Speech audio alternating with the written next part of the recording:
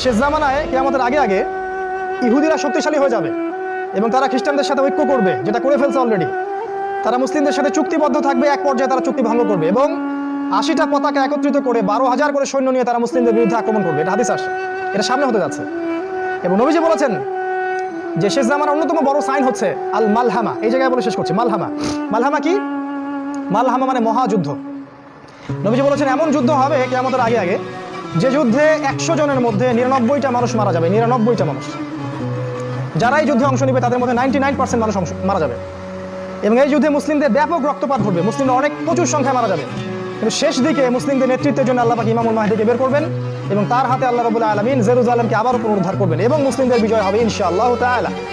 এরপর বের হবে দাজ্জাল এবং দাজ্জালকে তিনি মারতে পারবেন না। ঈসা আলাইহিস সালাম আকাশ থেকে নামবেন এবং তার হাতেই দাজ্জাল নিহত হবে এবং ইসলামী খেলাফা আবারও জেরুজালেম থেকে বাস্তবায়িত হবে ইনশাআল্লাহ। এটা সামনে হতে যাচ্ছে। এরকম অনেক সাইন আছে, আমি শুধু এতটুকু বলছি, কোরআন এবং সুন্নাহ যদি আপনারা স্টাডি করেন, দুই চোখ দিয়ে দেখতে পারবেন যতগুলো আলামত আছে তার 95% দুই চোখ দিয়ে দেখা যায়। এখন শেষ কথা, এরকম অবস্থায় আমরা কি করব? 2 মিনিট। এরকম অবস্থায় আমরা কি করব?